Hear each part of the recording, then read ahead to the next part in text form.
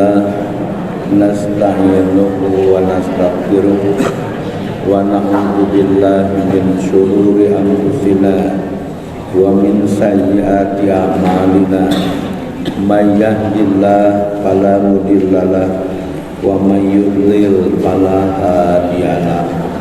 Asyhadu an la ilaha illallah wahdahu la syarikalah wa asyhadu anna Muhammadan abduhu wa rasuluh amma ba'du. Mangga urang neraskeun tentang cara-cara jual beli, mengenai saksi dalam jual beli. Dalam pelaksanaan jual beli dianjurkan ada saksi, yaitu minimalnya 2 orang saksi. Hal ini berdasarkan perintah dalam Al-Quran. A'udzu billahi minasyaitonir rajim wa asyhidu idza tabayatum wa la yudhara katibu wala syahid, dan persaksikanlah apabila kamu berjual beli, dan janganlah penulis, sekretarisnya, dan saksi saling sulit menyulitkan. Berdasarkan ayat ini ada perintah wa asyhidu idza tabayatum, dan persaksikanlah jika kamu melakukan jual beli. Wala yudhara katibun wala syahid, dan jangan diberatkan, jangan dipersulit seorang katib, juru tulisnya, dan juga saksinya. Ayat tersebut memerintahkan untuk mengadakan saksi dalam proses jual beli, tetapi para ulama memahami perintah tersebut sebagai anjuran yang hukumnya sunnah, mengingat di zaman para sahabat pun tidak semuanya jual beli memakai saksi, padahal mereka pun pasti mengetahui ayat tersebut. Perintah dalam ayat tersebut tentu saja untuk menjaga hal-hal yang tidak diharapkan di kemudian hari, dan untuk menghindari perselisihan, apalagi dalam proses jual beli yang sifatnya besar. Maksudnya ayat perintah kedatang saksi dalam proses jual beli, tapi taktos kesadayana proses jual beli kedatang saksi. Maksudnya balanya kawaru nak kudu mawa saksi, barabet kalau balanya mawa saksi. Dengan kurung-kurung sabara hiji dengan mawa saksi taktos henteu. Hal-hal kaitan bernilai berharga yang dikhawatirkan, ada hal-hal yang tidak diharapkan di kemudian hari, menganjurkan pakai saksi. Jadi perintah saksi di sini tidak menunjukkan wajib, hanya menunjukkan sunnah saja, yaitu untuk menjaga hal yang diharapkan di kemudian hari. Hari itu menghaya saksi tak. Modal jual beli tanah, jual beli rumah, eta mah wajar kedah nganggo saksi dina proses jual beli. Jual beli teu pirang mah nu teu sabaraha teu kedah nganggo saksi. Terus pembatalan jual beli atau khiyar. Khiyar artinya pembatalan jual beli. Untuk menjaga kepuasan dalam berjual beli atau menghindari dari kekecewaan, agama telah mensyariatkan khiyar, yaitu mengambil pilihan. Khiyar harus sama mengambil pilihan untuk jadi atau membatalkan jual beli setelah terjadi ijab kabul.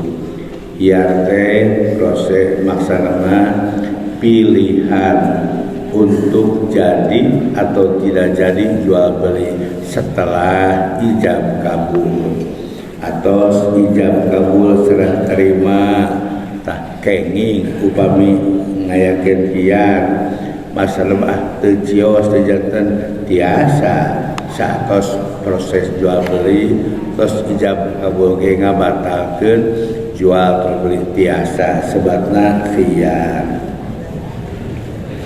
Kadang orang terburu-buru untuk melakukan ijab kabul, dan setelah ijab kabul kadang baru terpikir bahwa yang lebih maslahat, lebih baik membatalkan jual beli karena ada pertimbangan lain.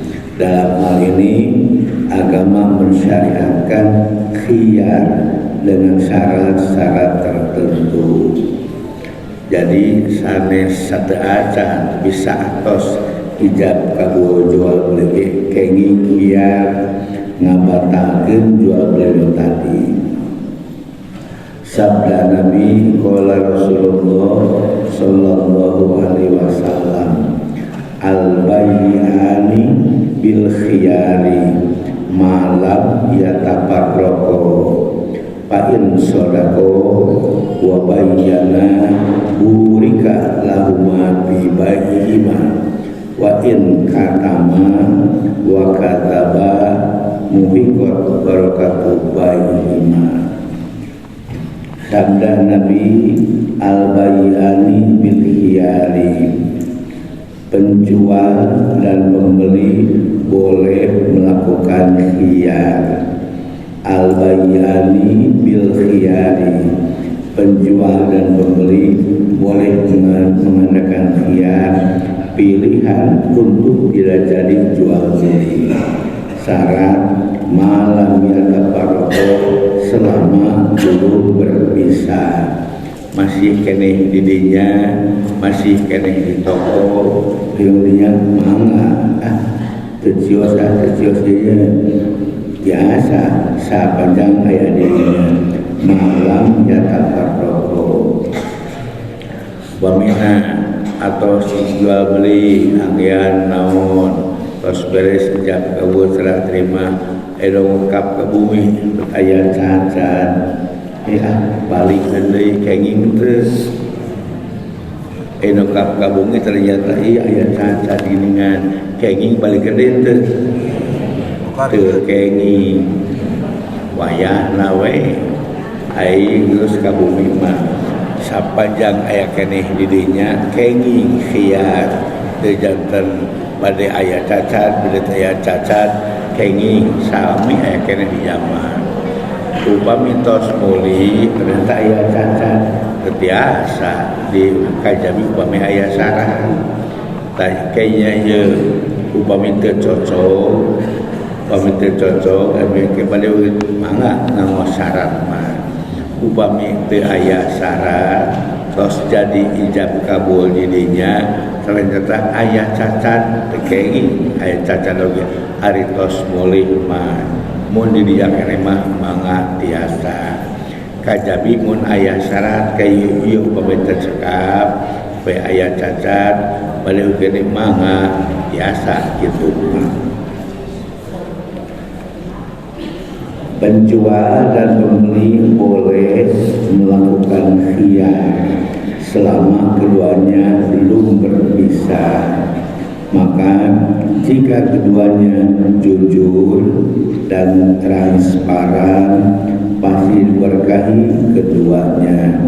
Maksana membelinya jujur, menjualnya jujur dalam jual belinya. Dan jika tidak transparan dan berdusta, maka akan dihapuskan keberkahan jual belinya. Eta hadis nunakeun ayana hiar selama belum berpisah.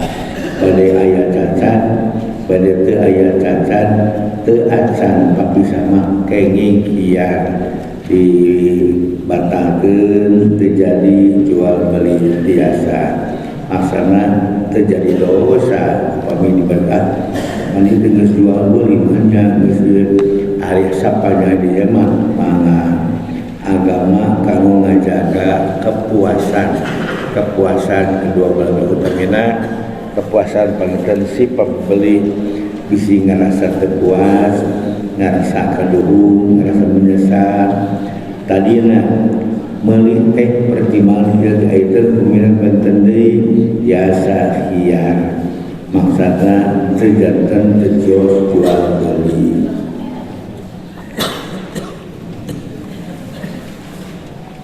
Pembagian khiyar, para ulama membagi khiyar kepada 3 macam, yaitu khiyar majelis.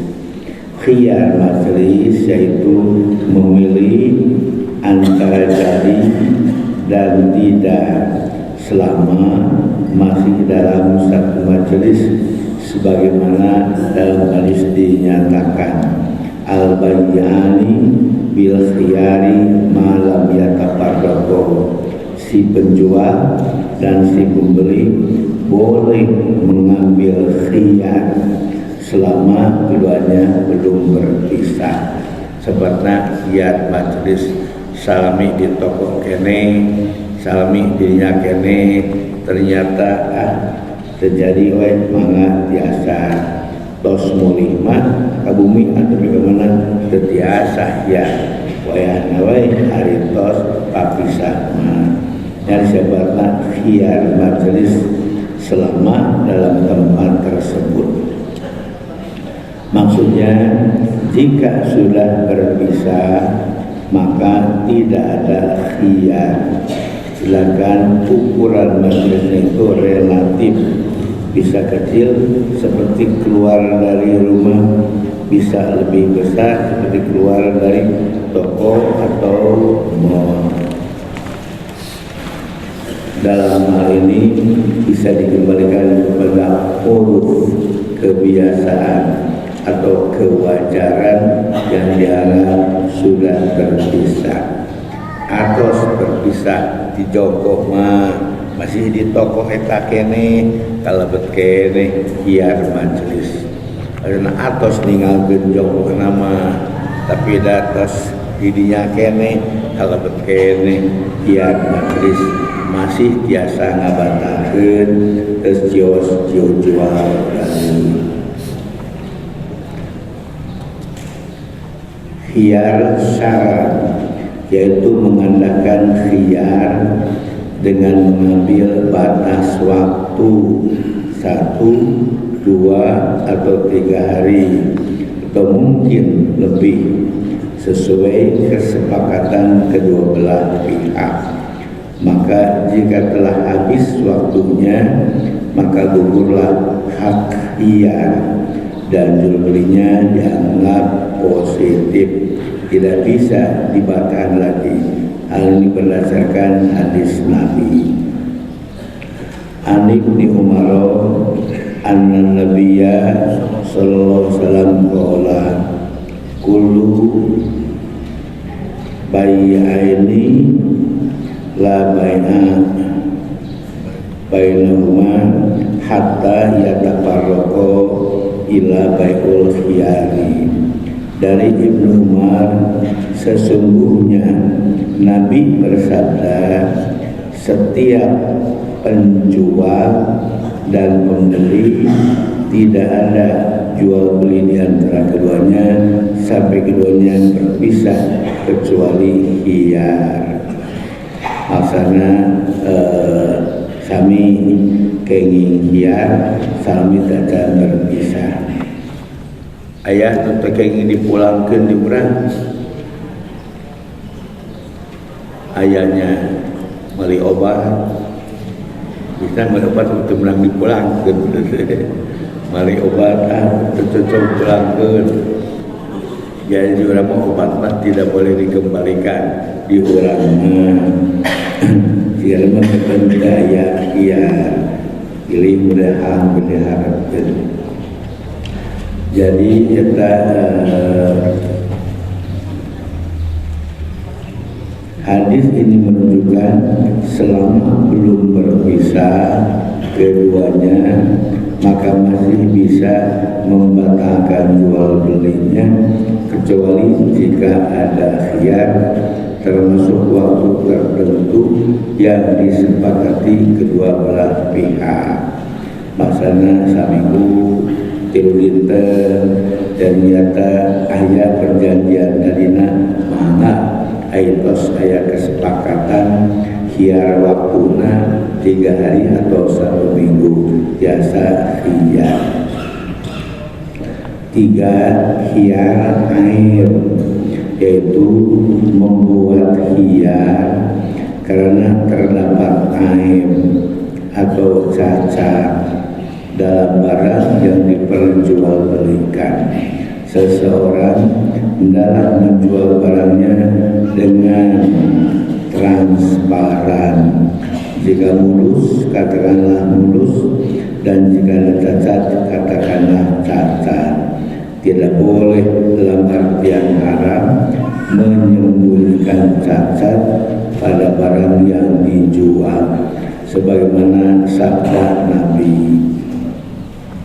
Qala Rasulullah sallallahu alaihi wasallam, la yakhillu li muslimin ba'a min ahlihi bai'an wa fihi aibun illa bayyanahu.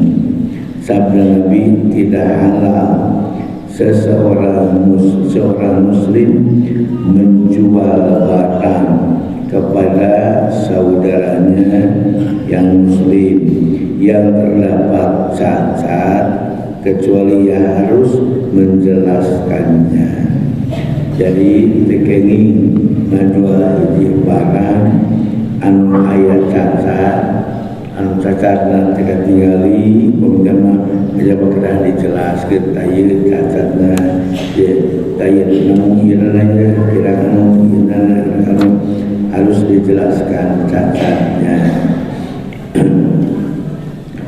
Dengan demikian, bila seseorang membeli barang yang ternyata ada cacatnya, maka ia boleh mengembalikannya lagi.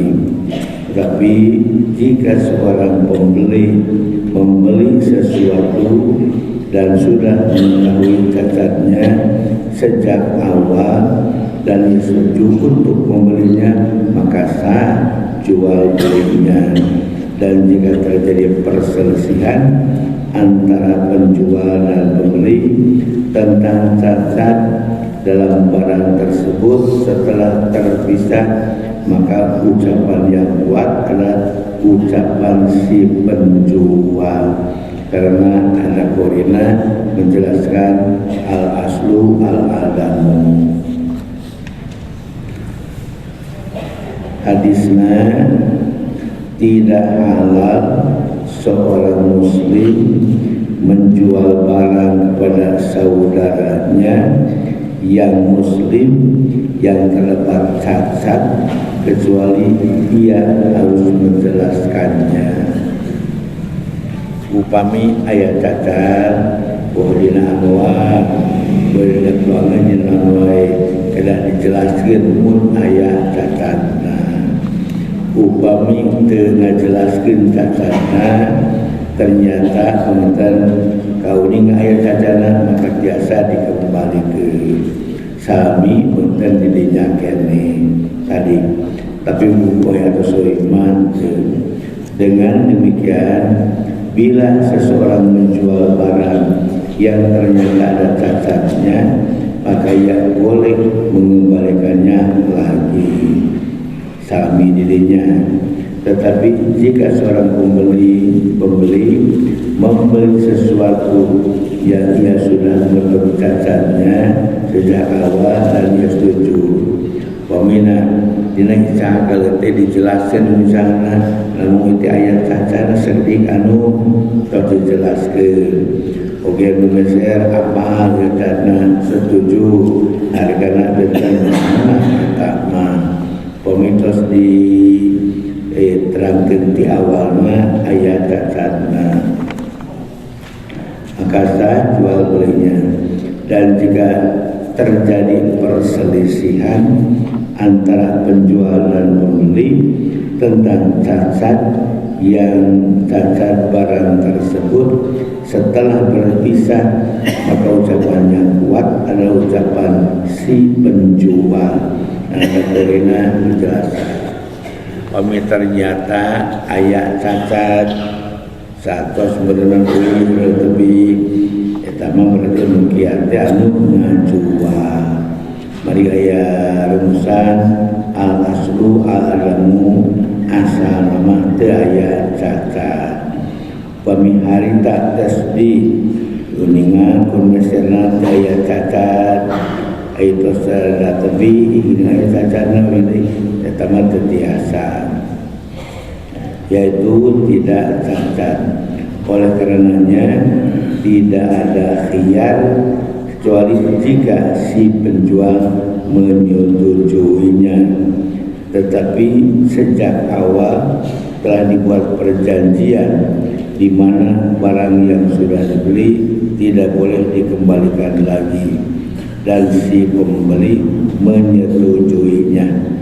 Upami di awal tos ngadama syarat yen barang yang telah beli tidak boleh dikembalikan lagi dan setuju si pembeli dan si pembeli menyetujuinya, maka dalam hal ini tentu saja tidak ada khiyar seperti membeli obat ke apotek yang telah ditentukan sejak awal tidak bisa dikembalikan lagi. Batasan mengambil keuntungan. Islam tidak menentukan batasan besar mengambil keuntungan.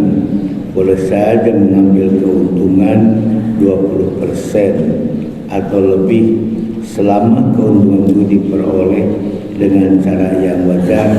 Tidak ada unsur manipulasi, penipuan atau penggelapan harga. Maksudnya sabaraha menang copot keuntungan 20%, 40% daya batasan dina agama.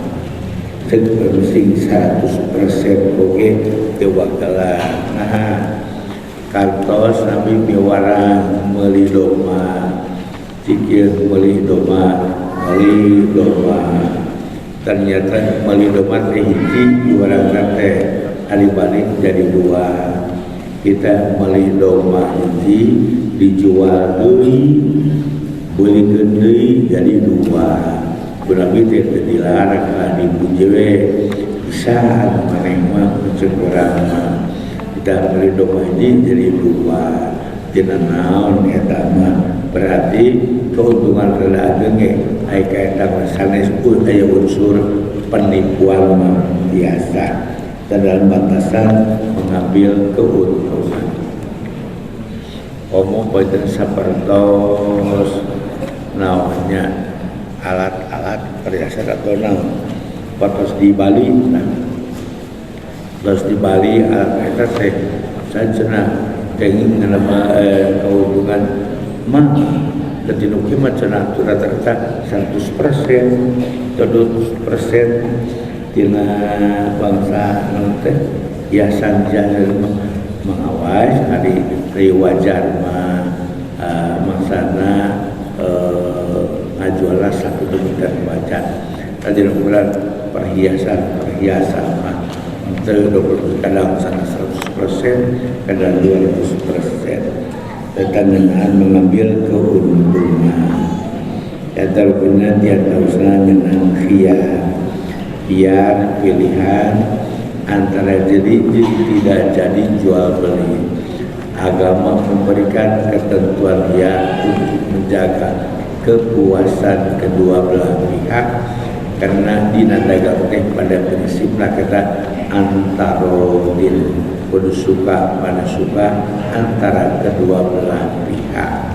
Ulang tepikan menyesal tawakal dulu ayah hiar majelis, ayah hiar syarat, ayah hiar aib cacat dan mengenai hiar jantan ketreh dikengingkan ku agama masana terkedah orang iya tak kenging ku agama iya upami ngabatakeun sejantos ijab kabul tos serih terem anu ukur perasaan urang mah asa teu wasang teh balagan geus dina naon ku agama dengan persyaratan anu tadi mangga ngabatakeun akad jual beli satos terjadi transaksi jual beli dengan syarat ini saya tahu ya kau menjaga kepuasan kedua belah pihak.